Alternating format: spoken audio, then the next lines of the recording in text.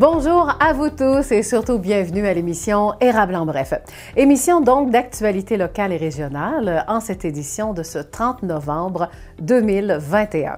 Ici Lydia Jacques. Eh bien aujourd'hui à Érable en bref, on va vous présenter 3 entrevues. La première sera consacrée au chœur Voxalic et notre invité est nul autre que Kevin Fontaine-Paquette, musicien.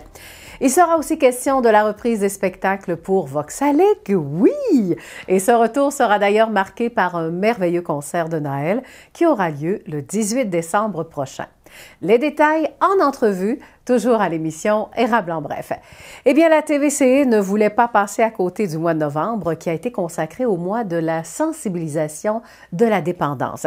Alors, vous entendrez Audrey-Anne d'Action Toxicomanie qui occupe le poste de superviseur clinique, mais aussi Julie Deslauriers de l'organisme Au Rivage de Plessisville. Le bulletin de nouvelles sera très différent cette semaine. C'est que l'équipe de la TVCE est en mode de recrutement pour trouver des bons bénévoles qui aimeraient offrir leur aide en occupant différents postes disponibles à la TVCE. Eh bien, cette semaine, 3 bénévoles ont participé à une formation intensive de seulement 3 heures pour devenir de vrais passionnés de la TVCE. Objectif, bien sûr, atteint. La preuve, pour le bulletin de nouvelles, vous entendrez Édith Breton, qui est conductrice de VR et proche aidante, qui a composé une nouvelle ayant pour sujet les portes ouvertes du Cégep de Victoriaville qui ont eu lieu le 22 novembre dernier. Par la suite, Julie Gosselin, qui est intervenante en milieu câlin, mais aussi propriétaire du Café Emma de Victoriaville, que vous connaissez sûrement, qui, elle, s'est intéressée à la nouvelle exposition de Mathieu Gauthier, sculpteur de bois. Et enfin, Kathleen Grenier, qui est une femme de cœur, a choisi de nous parler du triathlon de Saint-Ferdinand, qui a été honoré par Triathlon Québec. Allons-y maintenant avec nos journalistes à en devenir. Voici le bulletin de nouvelles. Ici Édith Breton, voici ma nouvelle locale à la TVCE. Le 22 novembre dernier, le Cégep de Victoriaville a reçu pas moins de 400 personnes à ses portes ouvertes provenant de la région de Victoriaville, du centre du Québec, de la Mauricie et de l'Estrie principalement. Les visiteurs ont ainsi pu découvrir les nombreux programmes offerts, de même que l'École nationale du meuble et de l'ébénisterie, l'Institut national d'agriculture biologique, ainsi que le CIFIT. En plus de faire un survol des nombreux services mis à la disposition des élèves. Ici Julie Gosselin, voici ma nouvelle locale à la TVCE. Une exposition de Mathieu Gauthier, sculpteur animalier sur bois, a lieu au Centre d'art Jacques et Michel Auger jusqu'au 18 décembre. On se rappelle que Mathieu Gauthier expose de façon permanente au Carré 150 avec son œuvre « Accueillir maintenant », soit un orang-outan au sommet d'une tour de télécommunication. Cette fois-ci, Mathieu Gauthier présente une œuvre complètement différente intitulée « La grande liquidation ».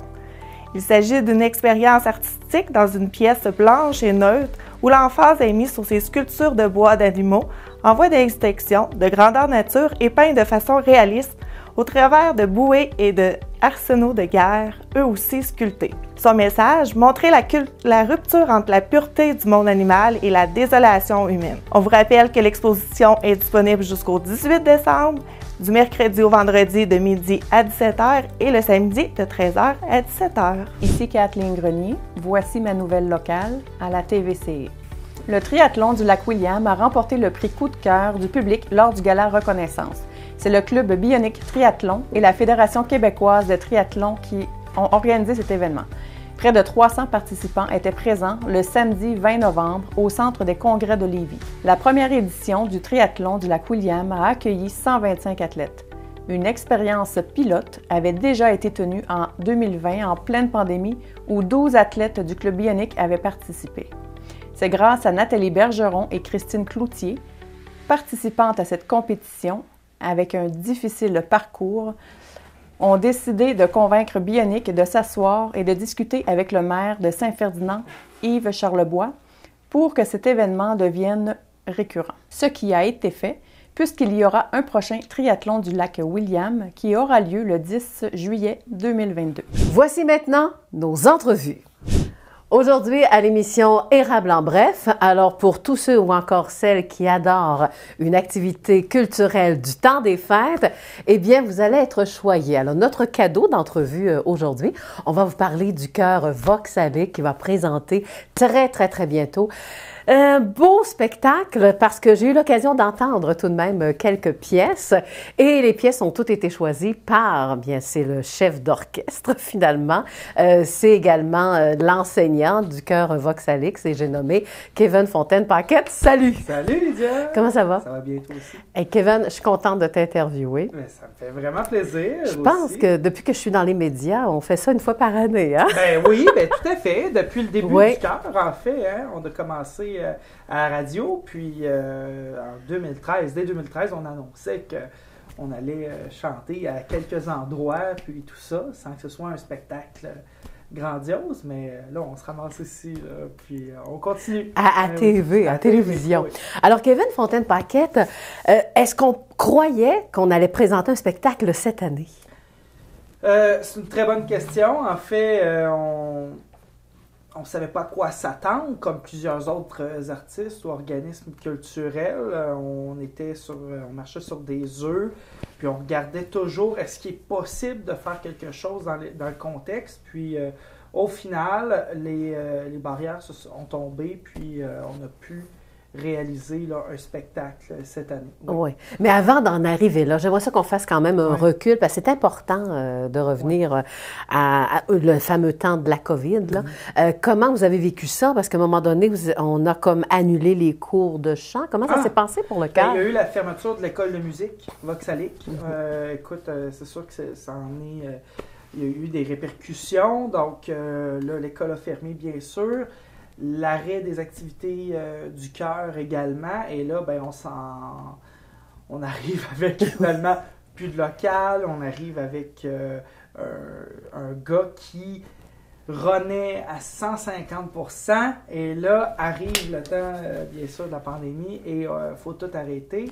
Moi, j'ai vécu ça durement. Oui. Ça fait des années qu'on travaille avec le même monde, à avoir le même projet, les mêmes goûts, le même projet commun. Là, et tout ça arrive, là, il faut arrêter, on ne se voit plus, on ne se parle plus. C'est l'isolement. C'est l'isolement. Puis, tu sais, je veux dire, là, je dis ça, mais tout le monde l'a vécu aussi. Oui. Je vous cache rien. C'est juste que personnellement, au point de vue artistique, moi, j'ai été dénaturé. Ça a vraiment été ça. Et donc, d'appuyer sur le bouton reset, là, c'est dur. Oui. On est rouillé, on est raqué. Puis c'est pas aussi fluide que ça l'était au point de vue de l'organisation, au point de vue de la mise en place. Et c'est ça. Là, il faut rembarquer dans le rouleau. Puis c'est ça pour tout ce qui est culturel, bien sûr. Mais entre-temps, Kevin, tu as quand même eu un beau travail. Hein? C'était la belle nouvelle aussi. C'était-tu avant ou après la COVID, enseignant à la Polyvalente La Samar? La Polyvalente La Samar, ben, je dirais que ça s'est comme croisé. Croisé, hein? Oui, ça s'est croisé. Donc, j'avais eu l'opportunité de devenir professeur de musique à la Polyvalente La Samar. Et là, ben, on l'a pris. Puis là, c'est ça. Ça fait maintenant 2 ans et demi, 3 ans que je suis enseignant là-bas. Bon. Alors, revenons aux pratiques. Là. On revient, l'après-COVID. Là. On fait ça où, finalement? On choisit où, le local? Eh bien, là, moi, je suis à l'auditorium de la Polyvalente La Samar, où c'est possible, finalement, de pratiquer avec distanciation, d'avoir notre place attitrée. Donc, à ce moment-là, les choristes ne sont pas... est-ce que je suis à tant de distance, tout ça? Non, ils ont leur place, tout ça est respecté. Puis donc, l'auditorium, c'est fait pour ça, hein? Donc c'est bien, on est à l'aise. Bon, alors ça veut dire combien sont revenus quand même dans la chorale ou dans le chœur? Ça quand même, c'est un coup dur. Je ne peux pas vous cacher, hein? On part de 55 choristes. Et finalement, c'est une trentaine qui sont revenus. Bien sûr, toutes pour des raisons personnelles, souvent liées à la COVID ou aux projets qui ne sont pas encore venus. Puis, tu sais, c'est de faire une pause aussi longue et définitive, c'est dur pour beaucoup de gens. Puis, de dire qu'on revienne aux activités habituelles aussi. Hein? Donc, c'est ça. Puis là, c'est ça, on recommence les pratiques, mais avec 30 choristes, puis ça sonne toujours aussi bien. Aussi bien. Ben, parlons-en. Là. Parle-moi un peu du show, du spectacle. Donc, le concert, c'est des pièces tirées de nos pièces préférées qu'on aura donc faites les coups de cœur. Les coups de cœur. Donc, c'est un répertoire qui se veut contemporain, classique aussi. Il y a beaucoup de musique classique. On va aller chercher un peu de populaire également, mais c'est ça, on représente beaucoup de paysages différents de la musique vocale. Ça peut se glisser entre de l'influence norvégienne du nord de l'Europe, on peut s'en aller vers quelque chose de plus américain, on va même dans le francophone. Donc, c'est ça, beaucoup d'époques différentes, mais des coups de cœur. Puis bien sûr, des cantiques de Noël que vous connaissez très bien. Ben oui, hein? Un titre. Ben, on s'attend bien sûr au fameux Minuit chrétien. J'espère. J'espère, hein? J'espère. On s'attend à ça autrement. On s'attend aussi à avoir des pièces comme notre compositeur préféré, Ola Yalo, qui est un compositeur norvégien-américain par le fait même. Donc, c'est vraiment éclaté comme répertoire, puis je pense que vous allez être surpris. Oui. Et en tant aussi que chef d'orchestre, vous aimez ça, hein? Surveiller peut-être même la musique, au niveau de la musique, là. Ça veut dire, l'orchestre, c'est quand même très important pour le chœur voxalique. C'est bien que tu le soulignes. Oui. Moi, je suis chef de chœur, mais aussi au niveau de l'orchestration, c'est important. Oui. Et là, on a eu plus de difficultés cette année à recruter nos musiciens, mais là, l'orchestre est fait, on sait à quoi s'attendre, à quelle instrumentation qu'on va avoir. Donc, il y a des pièces qu'on peut faire, finalement, rajouter à notre répertoire qu'on avait initialement élaboré. Puis les musiciens, bien, c'est ça. Moi, oui, j'ai une passion pour l'art vocal, oui. Mais là, les musiciens, l'orchestre de chambre qu'on a, vont jouer le rôle d'accompagnateur. On va venir soutenir le chœur, bien sûr. Et là, je veille à ce que ce soit ça coche, comme on dit. Oui, parce que vous avez vraiment l'oreille. Hein? Ben, je veux dire, on a été éduqués, exercés pour ça. Oui, c'est sûr et certain que j'ai un jugement, j'ai un résultat que je veux atteindre. Puis on travaille pour l'atteindre, c'est sûr et certain. Oui. Mais c'est des musiciens qui sont récurrents, au même titre que les choristes. Donc, ces musiciens-là savent à quoi s'attendre, ont pratiqué des pièces déjà qui vont paraître en concert. Et votre côté perfectionniste aussi.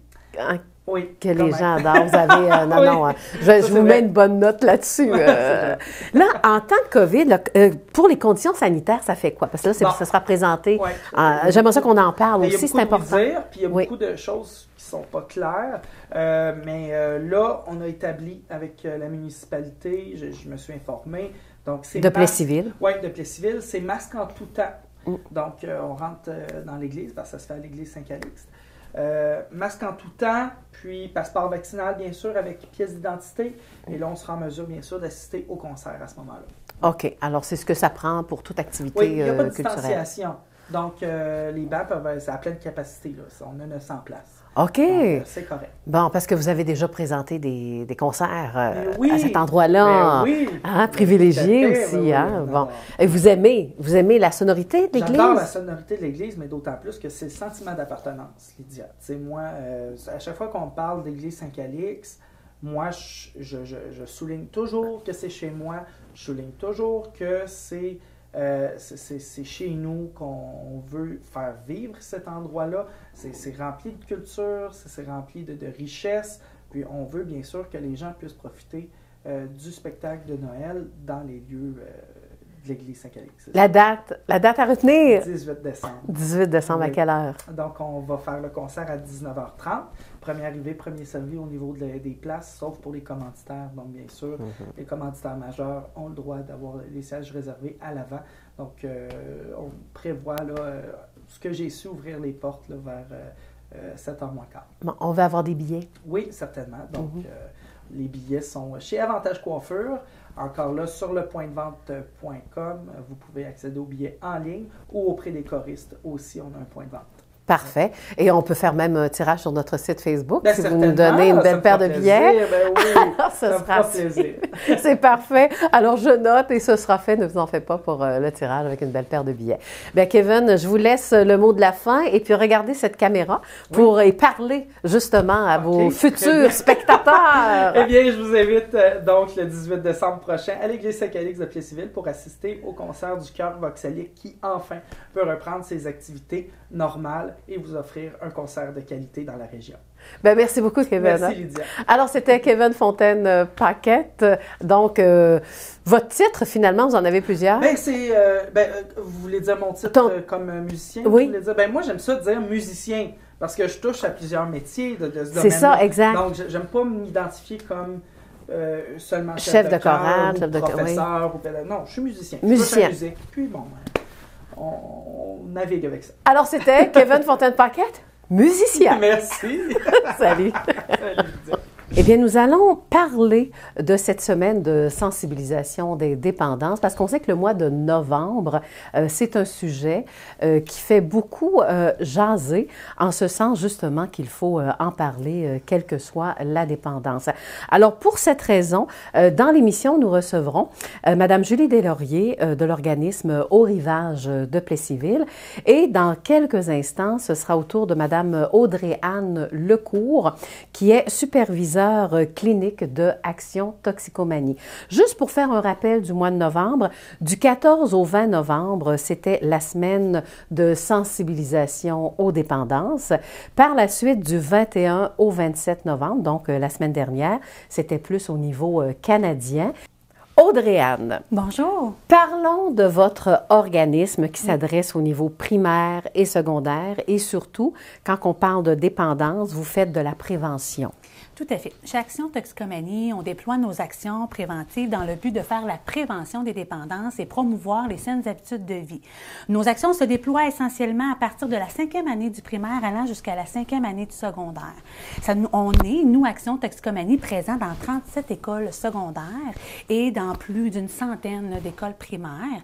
Notre objectif d'abord, c'est de déployer des ateliers de prévention en classe pour faire la promotion des saines habitudes de vie et ça va rejoindre ce que vous disiez tantôt, c'est-à-dire de développer des compétences personnelles et sociales. Quand on parle de compétences personnelles et sociales, on parle de développer l'estime, développer l'affirmation, participer à la construction de l'identité des jeunes. Et ça se trouve à être des facteurs de protection qui pourraient éventuellement les protéger de développer certaines habitudes de consommation. Oui, mais là, c'est bizarre parce qu'on parle vraiment des jeunes. Oui. Ça existe vraiment ici dans la région? Totalement. Franchement, cette année, plus que jamais, on est témoin d'une certaine forme de détresse chez nos jeunes post-pandémie. On le voit. Hein? Oui, franchement, cette année, c'est une année record chez Action Toxicomanie en termes de demande de services en dépendance. On pense à la consommation de différentes substances, comme le cannabis, entre autres, mais aussi tout ce qui est l'utilisation problématique des écrans, la cyberdépendance. On a vu une augmentation significative des demandes de services à ce sujet-là. Bon. Donc, le fait, parce que des fois, on est dans le déni, hein, surtout quand on parle de toxicomanie, là, voyons donc, mon enfant, jamais, parce que qui va dénoncer ou qui va encourager à dire à son jeune, ben écoute, je suis plus capable, il faut faire de quoi? Parce que moi, je me mets en tant que parent, je sais que, bon, tout ce qui est alcool, toxicomanie, etc., si on parle trop fort, on risque d'avoir une grosse chicane familiale. Donc, il y a de la violence, ça amène la violence. Oui, en fait, c'est là où ça demeure le plus complexe, c'est quand un parent est témoin d'une situation ou qu'un enfant est témoin de la consommation de son parent et d'en parler et d'ouvrir le sujet. Parce qu'il y a différents tabous, hein, puis on a des peurs comme parents. On se dit comme parent, si jamais mon enfant consomme, qu'est-ce que moi j'ai fait de pas correct? Quand il y a un enjeu comme parent, puis l'enfant, lui, il a peur de parler de la consommation de son parent par crainte, par exemple, que tout à coup arrivent des services sociaux ou qu'il se passe quelque chose. Que je me fasse enlever mon enfant. Oui, puis ça, je tiens à le préciser. Oui. Il y a tellement d'étapes à franchir avant qu'un enfant soit retiré de son milieu familial. Donc, vraiment, le fait d'en parler d'abord aux intervenants présents, aux personnes significatives autour de vous, ça se trouve à être le premier pas à faire pour être en mesure de bien évaluer toutes les possibilités, toutes les solutions possibles. Et moi, j'invite vraiment les familles, les parents à faire appel aux services Au Rivage, Action Toxicomanie, pour tenter de voir plus clair dans la situation et d'avoir des des avenues pour pouvoir intervenir, en parler, briser les tabous autour de ça. C'est partout. Il faut arrêter de croire que ça se trouve à être juste une partie de la population. C'est vraiment partout. Regardez cette caméra et puis dites-nous comment on peut vous joindre. En fait, la meilleure façon pour les jeunes, la meilleure façon, c'est d'aller vers ton intervenante qui est dans ton école, d'aller cogner à sa porte. Elle est là pour t'accueillir chaleureusement et t'aider, t'accompagner à travers ces difficultés-là, ces questionnements-là. Vous êtes un parent, vous êtes préoccupé par votre consommation ou la consommation de votre ado. Contactez-nous au bureau. Allez sur le site Internet www.actiontox.com. Vous allez trouver là une multitude d'informations et aussi une façon directe d'entrer en contact avec la ressource. Et dans quelques instants, vous restez avec nous. Madame Julie Deslauriers, cette fois-ci, on ira avec nos adultes et la dépendance de certaines substances. Alors, notre prochaine invitée, c'est Julie Deslauriers, que vous connaissez, directrice générale de l'organisme Au Rivage du côté de Plessisville. Alors, bonjour, Julie. Bonjour. Julie, je vais poser un peu la même question que j'ai posée tout à l'heure à notre invitée, en ce sens que ça existe vraiment, les dépendances dans notre région. L'organisme a lieu d'être Au Rivage. Oui, malheureusement, on peut le dire comme ça, ça a lieu d'être et d'exister. Disons, c'est dans tous les milieux de toute façon. Ça, c'est important de le rappeler, autant un milieu très aisé que défavorisé. C'était un peu ça aussi l'idée de notre campagne de sensibilisation et de promotion de nos services, c'était de rappeler qu'il n'y a pas de honte à parler de dépendance, il n'y a pas de honte non plus à demander de l'aide, que ce soit par rapport à un organisme communautaire comme nous, au CLSC, ou un psychologue, ou peu importe où on va cogner. C'est vraiment quelque chose qui touche plus de gens qu'on pense. Et puis, c'est malheureux de penser qu'on a encore de la stigmatisation autour de ça, des préjugés. Donc, voilà, c'est un peu la réponse que je peux donner, là. Oui. Et d'ailleurs, votre communiqué, vous avez mentionné, lors de la semaine justement de sensibilisation, il n'y a pas de honte à en parler, parce que tout à l'heure, on voyait qu'avec les jeunes demandent plus facilement de l'aide que les adultes, c'est ça? Peut-être à un certain niveau, il y a eu plus de travail au niveau dans la région, au niveau des écoles. Ça devient plus naturel d'en parler. Il y a justement moins de honte, moins de préjugés par rapport à ça. Souvent, les adultes, bien justement, on pense peut-être qu'il faut être vraiment mal pris au pied du mur, dans un état critique, avant d'en parler. Souvent, ça fait plus longtemps aussi qu'on va baigner dans nos patterns, si on peut dire, puis on va être habitué à vivre comme ça, puis d'engager un changement, ça peut être peut-être plus difficile rendu à un certain âge aussi, là. Oui, c'est ça. Hein? Donc, parlons-en aussi dans le sens que plus que le problème est pris très tôt, donc plus qu'on a des chances que quand on arrive à l'âge adulte, que les dépendances soient éliminées ou comment? C'est certain. Comment ça se vit, moi? C'est certain que ça peut vraiment aider. Mais ce qu'on peut dire aussi, c'est qu'il n'y a pas vraiment... C'est sûr que, comme je disais, ça peut être plus difficile, mais il n'y a pas nécessairement d'âge limite, là. L'idée, c'est comme tout à l'heure, Mme Lecourt le disait, c'est de promouvoir les saines habitudes de vie aussi. C'est de dire, je veux engager un changement, mais pourquoi? Des fois, on ne sait pas vers quoi ça va nous mener. Tout ça, ça peut être confrontant beaucoup, mais en faisant parallèlement des petits changements, c'est pas nécessaire. Tu sais, ça peut être, nous, au niveau de réduction des méfaits, ça peut être au niveau du maintien de l'abstinence, ça peut être, je veux dire, c'est pas nécessairement quelqu'un qui va venir nous voir, qui va dire, bon, je veux arrêter, je veux faire une thérapie. Il y a plusieurs étapes, là, des fois. Là. Des fois, c'est juste d'en parler pour commencer, puis contempler l'idée d'un changement. Là. Bien, dans ce cas-là, pourquoi on consomme? Pourquoi on décide de consommer, là, si on va au début de l'histoire de vie là, de chaque personne? Il y a toutes sortes de raisons. Des fois, c'est pour tester les limites. Des fois, c'est pour... fuir une réalité, pour calmer une souffrance, pour faire comme les autres. C'est ça, ça dépend. Il y a vraiment plusieurs types de profils de consommateurs. Mais c'est sûr qu'à un moment donné, on sait que la dépendance devient une maladie dans un sens parce qu'on n'est plus capable d'atteindre, on n'est plus capable d'avoir nécessairement le plaisir qu'on avait au début. Puis au contraire, on devient esclave un peu de cet état-là qu'on recherche. Là. Parce qu'il y a des conséquences au niveau de la santé aussi, là, santé du moins sur physique, le long mentale. terme. Oui, c'est ça, exactement. Puis tout dépend aussi du type de consommation, de quel type de consommation on parle, de quelle fréquence, aussi de la durée, ça fait combien de temps. Il y a plusieurs facteurs, là. Oui, mais j'aimerais ça qu'on parle des consultations dans ce sens pour que les gens aillent quand même vous voir.